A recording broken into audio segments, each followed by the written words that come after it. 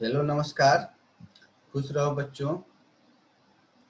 I am JVN doctor Shahnawaz Alam, assistant professor of Jyoti Vidyapeeth, Women's University Jaipur.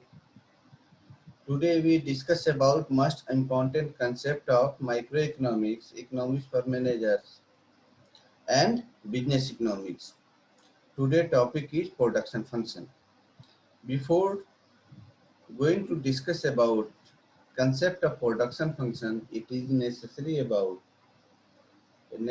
to know the meaning of production. Literal meaning of production is making anything, but making anything without any source is not possible. Production is only process. Production is only process of transformation of input to output.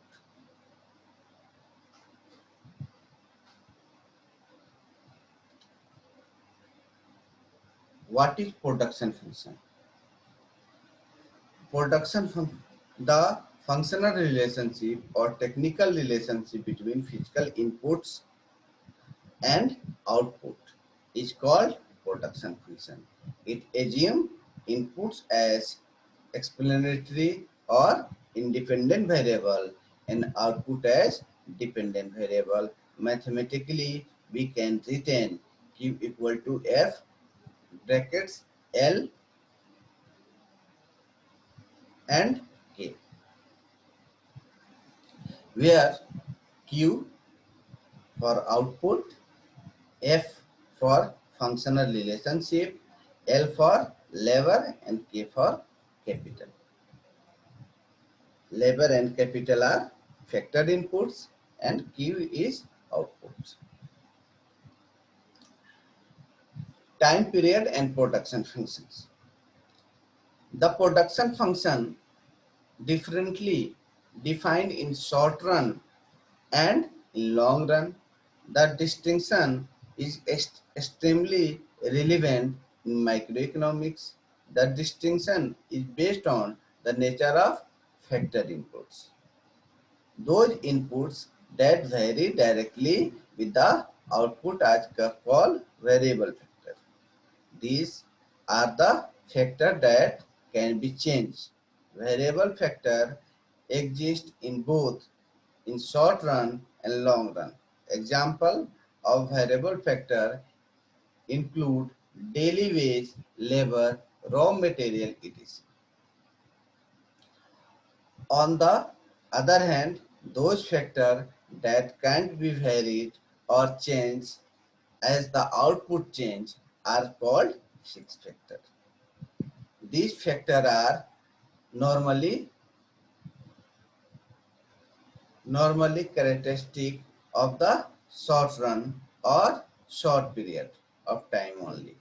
Fixed factor do not exist in the long run because all factors are variable in long run period. Consequently, we can define two production functions, short run and long run. The short-run production function defines the relationship between one variable factor and keeping other factor are constant. It is also known as the law of return to factor explains such production function, that is the law of variable proportions. For example, consider that a farm has 20 units of labor and 6 acres of land, and it initially uses the unit of labor only variable factors on its land fixed factor, so that land labor ratio is 6 and 6 is to 1. Now, if the firm chooses the implied 2 unit of labor, then land ratio become 3 is to 1. The long run production functions is different in different in concept from short-run production function. Here all factors are varied in the same productions. The law that is used to explain is called law of return to scale.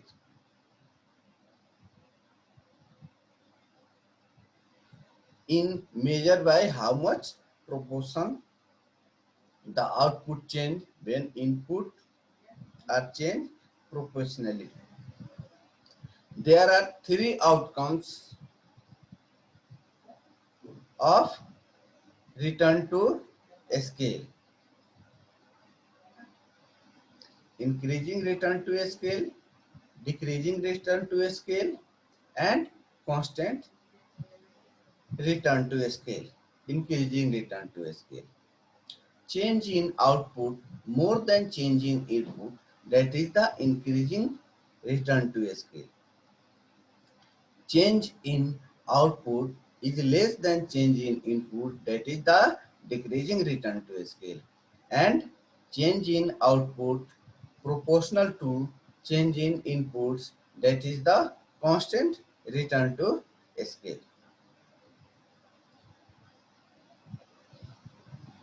That means there are two laws work in the production function: law of variable proportions and law of return to scale. Law of variable proportions work in short-run production function, and law of return to scale work in long-run production function. We can say that change in one input and keeping one factor is fixed, that is the short-run production function. It is also called law of variable proportion. We can explain the law of variable proportion in three stages. In first stage, total product is increasing at increasing rate, and in second stage total product increasing at decreasing rate, and third stage declining and declining rate. Okay, in and long run production function, that means in long run production functions all factor are variable. That means we can explain the two variable factor in the production function with the help of isoquant curve. What is isoquant curve? Isoquant curve shows the combination of two factor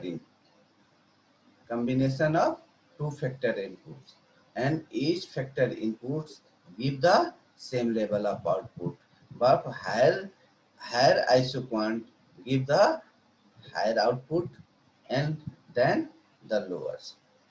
Thank you. In next lecture we will discuss about in different concept. Thank you.